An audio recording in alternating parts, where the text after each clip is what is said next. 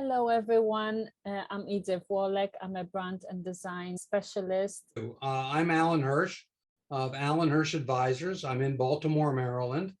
I service the world, English-speaking world. I speak English as a second language, and no one's figured out my first one. So I help people. I help businesses. I help women. I help people find a better way to run their businesses to make more money. And I can go into great depth on that if you want. And where you want to take this is fine. Fantastic. So tell us a little bit about your business and who do you help? Well, I work with CEOs and business owners. I believe in making a difference with people's lives. One of the things I do is group masterminds with groups of CEOs who I meet with on a monthly basis. And we keep track of their personal, their business, and their health, because all three have relevance to what they do in their work. And if you've ever been sick, it affects your work, it affects your personal life. All of these three things interact with each other and help to strengthen what you do in running a business. So we start with a check-in, and then we proceed to go through issues and opportunities. We ask questions around the issue, but we don't ask yes or no questions, because they're not questions to probe and to get into the depths of the decisions that the individuals need to make. Eventually we then make sure that the subject that they bring up is their primary issue. I had a situation where a salesman was not doing well for a client. And we found out in the discussions that they had two types of product. One was off the counter and one was creative. She had no idea how to sell the creative product, so she didn't sell it. But she sold and closed 97% of her clients that wanted off-the-shelf service. So we suggested to him not to change the salesperson, but to change the way they divide the accounts, not by exclusively, but by product. Fantastic. And he increased his sales substantially in the next 7 to 10 months by changing how he did it, splitting commissions, some of the things. And we worked with him then on a monthly basis, where we met with him once a month, and we pulled this all together to help him grow his business. I mean, that's one of the things we do in a mastermind, and we work with business owners that way. We also work on a one-to-one basis with certain clients. And when I work with one-on-one, one of the things that I'm always looking for is why they do what they do. I'm a certified why coach. It started with Simon Sinek back in 2008, 2009. And I'm certified by someone that he supports. He doesn't do it himself. And I spent 1.5 years studying everything around the why and how it helps people to grow their business. I mean, I took a sign company that's why was building sales based on building relationships around trust. So he changed his entire marketing around trust. And in the next 3 years, he tripled his sales. Yeah. And his profits went through the roof. So, and that's only the one area that helped him to improve his sales, but that was a primary result. So, I mean, so by doing what I do, I'm there to help people. I help them change what they do and how they do it. That's amazing. But going back to when you started your business, what was your biggest obstacle when you first started? Well, my biggest obstacle then and now is still to gain customers. I mean, I lost a couple customers during the COVID, unfortunately, as I think a lot of coaches did. But I've gained during COVID, I changed what I did. I was only marketing locally. I went to networking events in the Baltimore, Washington area, closer to Baltimore. I visited my clients' offices, and during COVID, you couldn't do any of that. So I converted everything to international. I now have a client in Scotland, one in England, one in Canada, in Utah, and across the US. So I've added more clients that I use them all on Zoom. Yeah. So I've converted everything to Zoom. So what would be your advice to people who still cannot find customers? Who can't find customers? Well, it depends where they're looking. Yeah.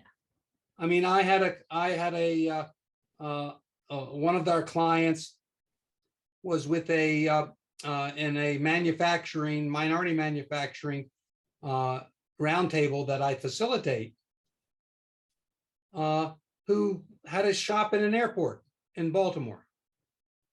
It was closed down. She had no sales. But unbeknownst to any of us, she had been collecting emails of all these customers that came in to her shop. And we said, well, why don't you create a email marketing system, e-commerce system? This was last March or April. I guess it was April's meeting. She created this e-commerce site selling the same products, and her sales and profits over the next 3 months were greater than they were in the retail store. Because in that retail store in an airport, people come maybe once a year. They buy it, they use the product up, and they need the product, but they can't, there's no way to buy the product. Yeah. So now she's reaching out to these same people who are buying it on a regular basis. Now she's looking, well, once the COVID's over, she's looking to add a space in Newark and Philadelphia and New York at some of the other airports to support the mail order marketing, not just to sell and make profits in retail. So people have to look at change. Yeah. If you don't make changes, and whether the COVID-19 forced you to make changes, you constantly have to continue to look at what changes are happening and adapt to them. I mean, one of the biggest changes in history was the digital camera. It was invented by Kodak. Kodak's leadership thought it was worthless. Where's Kodak today? It doesn't exist. No. It was one of the top 4 brands in the world. Yeah, that's huge. 10, 20 years ago. It's disappeared. Yeah. Because they never thought that technology would change them. Yeah. And as you go through with new technology, you have to constantly look at what's around you, what might change, and try to adapt and change with it. Yeah. One of the biggest words of last year was, or this year, was to pivot. And a lot of businesses started evolving and pivoting, but that should be the norm of every single business. I don't know, I'm new to being a business owner, but that should be the standard of every single business, whether it's a small or medium or huge business. I suppose the bigger businesses have more resources to invest into pivoting, but still tiny changes can bring better profits, higher profits. Smaller businesses might not have the resources, but they have the ability to turn on a dime, to change what they do, which is one of the reasons that this book, 45-Minute Breakthrough, works with them. Because it literally goes through eight stages of marketing that they've all learned, to me, is all wrong. They've learned marketing, brand building, as the #1 marketing tool. And they can't build a brand because no one knows who they are. Yeah. They've got to build on their own reputation. So they have to start with why they do what they do, and then how. What differentiates them from what they, from them and their client, their competition? I mean, you go look at a dentist, and their ads all look the same. They all look the same. So why do you pick a dentist? Well, one story that we talk about is a dentist that decided to sell people that didn't have insurance. 50% of potential patients don't have dental insurance. So he advertised to them to do cleaning at to do at $25 a cleaning for those without insurance. It opened the doorways. Yeah. He increased his sales tremendously. And they don't make money on cleaning. They make money on upselling, on selling their, the dental replacement, the teeth cleaning, the dentures, the pulling teeth, whatever it takes, braces, whatever. Yeah. Those are the high ticket items that they make money on. Mm-hmm. So if they get people in their chairs to pay $25 and they're promoting the other services, it increases their sales 15 to 20%. Yeah, totally. And that's one of the things we talk about in that book, is how to do that. We talk about joint ventures. Very few businesses know about joint ventures. And we talk about other things in that book. Mm-hmm. I just wanted to share with you and the audience. One of my good friends told me that she went to a dentist, and her dentist said to her, I'm not selling, like, I'm not a regular dentist. I'm selling smiles, not fixing teeth. So that's his kind of take on dentistry business. Right. So he's selling the thing that his customers want, which is beautiful, bright smile, not fillings and cleaning. Right. So, but he'll get more of those because he's picked a way to set himself apart from the rest of the world. Yeah, which is great. Mm-hmm. Yeah. Can you tell us a little bit more about your 45-minute breakthroughs? How does it work, and what do you do with your potential customers? Do you go through the breakthroughs with them? Or? Well, what I do, first of all, anybody that's listening that wants a free copy of the book, they can get it. And that's at www.ahaonlinelearning.com. And they can register for the book, and they can also register to get ongoing information from me if they want. Thank you very much. But the first chapter is about building a website, a landing page that draws people to you, that creates lead generation. Only 1 to 3% of those that go to websites are ready to buy now. So how do you handle the other 99% of the customers. Everyone forgets about them.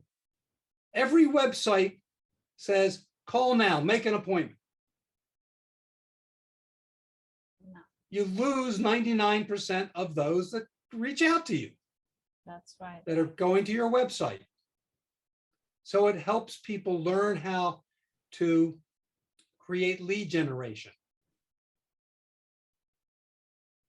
And that then builds, lead generations. If it's, over a period of a year, you're generating, 50 leads a month when you didn't have any before, and you close on 10%, that's 5 the first month, that's 10 the second month, that's 30 the third month. You're already beyond, so I look at that. We do that. And it really helps in building a long-lasting funnel of clients. The book includes a section on joint ventures. I'm not going to go into it, but we can. Joint ventures is a way to get new clients, new leads without spending money. You help him, I help him. You help each other. It's, you create a list of who buys, what you're doing, who's buying, who is using your services, who's using services that are before you or complement your services that you don't do. I mean, I'm working with a merger and acquisition person who many people come and say they want to sell their business, but this business isn't worth anything because they've been going about the wrong way. He's going to recommend me to them, and I'll recommend my clients to him. So and we're going to do a joint venture in September at a restaurant here in Baltimore. It's those are the kinds of things you do. I'm working with one client that makes custom-made women's and men's clothing. He's working on a deal with a hotel that has a big wedding business. So he's going to put some small marketing materials and sales materials. They're going to recommend his materials, his products to their customers that are going to do weddings. Beautiful. And he's going to recommend that site if any of his clients come in to do weddings. Yeah. Have you picked a place yet? No. This hotel is perfect. I mean, those are the kinds of things that you work on. One thing that's in the book is the idea of discounting. Mm. No one should ever discount. Mm. If you discount your product, Mm-hmm. so for example, if you're selling widgets, Mm-hmm. and your normal price is $100 a widget, Mm-hmm. and you discount at 10%, your costs overall costs are $50. You have a gross profit of 50. Now your gross profit is 40. You've got to sell 25, 30% more by discounting at 10% to make the same money. Yeah. So it's not discounting, it's raising your prices. Most companies never raise prices. Mm. I mean, look at Apple Computer. They do not market the products they sell. They market a belief system, which is to think different. Their primary competitors in the US are Dell and HP. They're a computer company, just like Dell and HP. And Apple is a closed connection, closed territory. So there are very little cybersecurity risks. And they sell their phones at 50% more than anybody else. And people stand in line with every new phone and buy it. Yeah. And they market, think different. That's it. Nothing else. Nothing else. If you think about them, and when they came out with, and Steve Jobs came back to run the company, when the corporate leadership that kicked them out almost took the computer company bankrupt by selling it as a computer company, Yeah. not as a belief system. Mm-hmm. He ran one ad. It was an ad that did not say anything about the product. It was 30 seconds of people who everyone thinks are crazy. He called it the crazies. Picasso, and other people like that. And it hit home. He never said, he doesn't tell you how many pixels, how many in the camera, how much memory they have. It's a system that works. It works simply. And people love it. Some people don't buy it because of the price. And Mm-hmm. yeah, So go ahead. what would you recommend to people instead of discounting and differentiating their product or services? What would you say? What would you recommend doing? Well, I recommend everything starts with why. I work with business owners, helping them discover why they do what they do. And it's just a very simple statement of a belief. To me, I believe in contributing to a better life for people. That's how I start most of my presentations. And then you talk about how you do that, which is differentiate yourself. Mm-hmm. I talk about the why. I talk about the book. I don't talk about,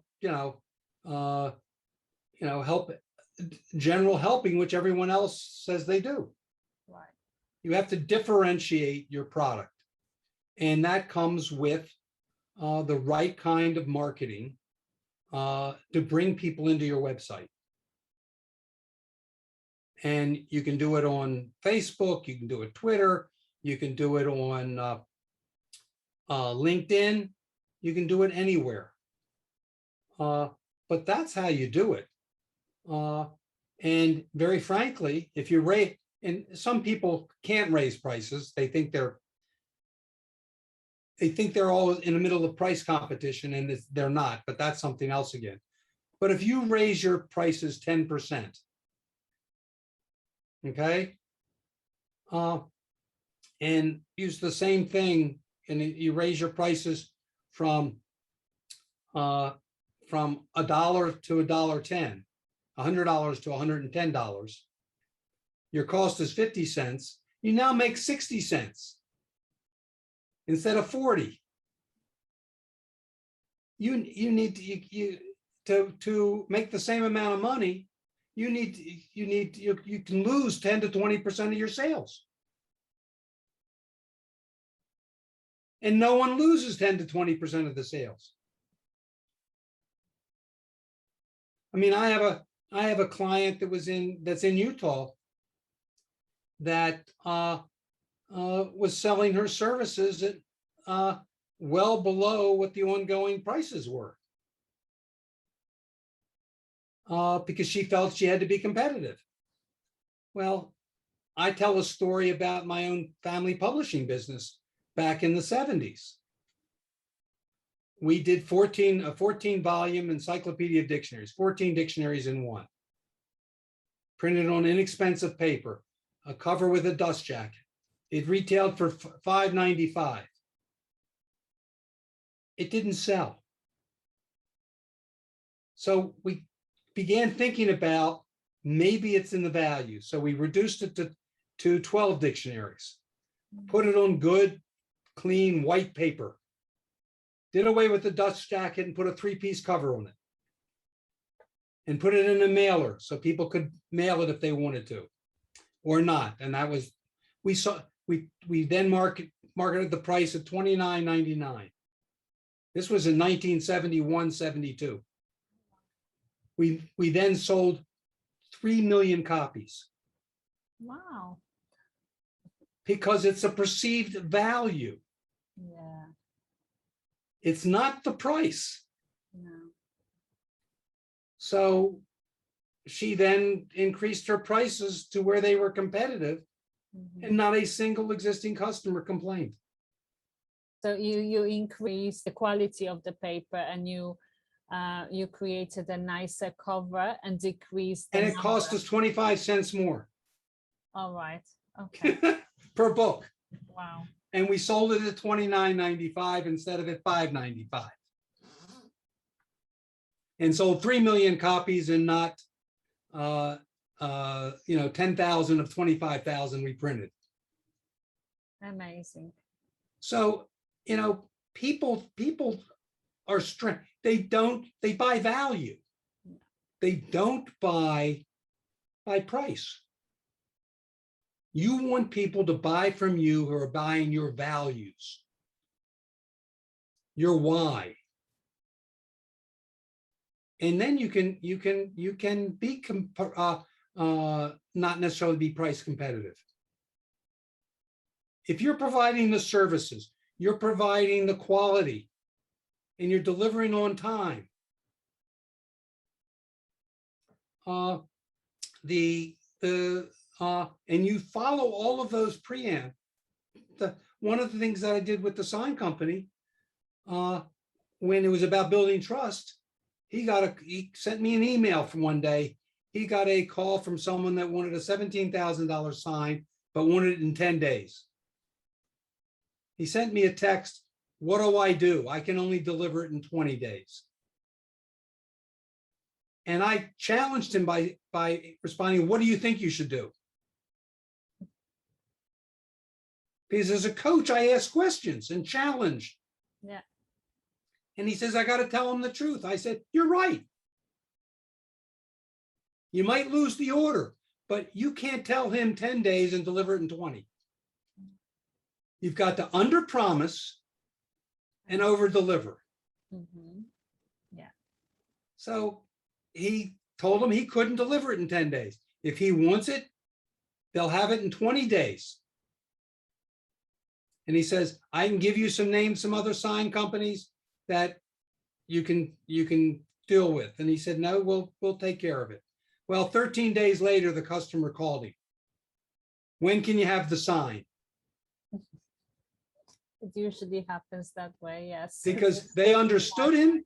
Yeah. He understood them. And he was honest with his delivery. And he delivered it in 18 days. And that created a trust between customer and. That's right. Yeah. And you've got to build on how you do things. So what you do becomes insignificant. Yeah. People will trust you to do what you want to do. That's right. Because they believe in what you do. Fascinating. My next question is, but I have a feeling that you've already answered that. What is your proudest moment in your career? Was it the sale of your encyclopedias, or? Well, that business. My proudest moment was taking over that family business as it came out of as it went into a chapter 11 in 82, and taking it through a chapter 11, and then coming out the other side doing less than $2 million and transferring it into a $25 million business in 18 years. That's I mean, individual successes are fine, but it's the broad growth and the ability to delegate. I mean, I had to learn to delegate. I mean, if I didn't trust, and my father was actually today would be his 101st birthday. oh wow. And he died a year and 2 months ago at 99. He was a great mentor, but one of the things he taught me was you have to learn to delegate. And you have to trust somebody. And you have to trust, and he was very trusting. He sent me to Italy, was working for him for a month to approve an expensive book, press sheets. I didn't know what I was looking at. Fortunately, I got it right. But anyway, but he trusted me to do what needed to be done. And I needed to trust people, hire people that I thought were, in some cases, brighter than me, that could do the design, that could do the editing, that could do the production. And hiring people does not preclude you from the responsibility of supervising. Mhm. And many people think about that. And one of the biggest challenges in business is 80% of what most small businesses, mid-sized businesses do have nothing to do with the products and services you sell. It's financing, it's real estate, it's sales, it's marketing. Those don't have anything to do with your product. It's personnel. And what you have to do in delegating is try to convert as much of that 80% to the 20% of what a business owner does in the supervision. And 80% is literally going out and working the business. I mean, I had one client that had been in business 10, 12 years. And when he got busy, he would go join the workers in the field. And his sales would go up and down, up and down. He'd have, business for 3 months, no business for 3 months, business for 3 months. And he needed to learn to delegate. Once we got started together, he had to hire a estimator, field supervisors, some staff, someone to do his finances, someone to do budgets and finances for him. And from the time he began hiring those people, he spent 80% on sales. And his business went up 400% in the next 2 years. Just by delegating. Yeah. The magic of delegating, which small businesses are not the best at, because of various reasons, but that's what we get to do in order to grow, in order to expand and serve more people. So any final advice for people who are pivoting or even starting business?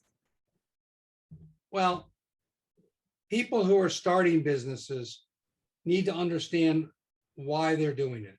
Find out your why. Why are you doing it? As Steve Jobs said near the end of his life, 2 things. One, if you don't have a passion, you don't know why you're doing it, when you run into problems, you take your game and disappear. But if you have problems and you have a passion for what you're doing, you'll keep trying, you'll keep trying, you'll keep trying until you succeed. Keep knocking on those doors until one is going to open. Correct. And the other one is, as you grow, you need to hire people. And you hire slowly and fire quickly. Right. Wow, that's a good one. I've never heard of that one. You hire slowly to make sure you have the right person. Sure. And the right person might not have experience in your industry. But they might be intelligent. They might be knowledgeable in sales or whatever you need, but they can adapt. You might want that kind of a person that comes in with an open mind. And not necessarily someone with the right credentials that, but doesn't necessarily have an open mind. Yeah. And if they don't work, get rid of them. Yeah. Because they cost, when you don't hire correctly, they cost you a lot more money. They cost 3 to 6 times their salary if you let them hang on. Get rid of them. And it's one of the toughest things you ever need to do, because we all like to help people one way or the other. Definitely. And you don't help them by letting them hang on. No. It affects other people's performances. And so you have to let them go.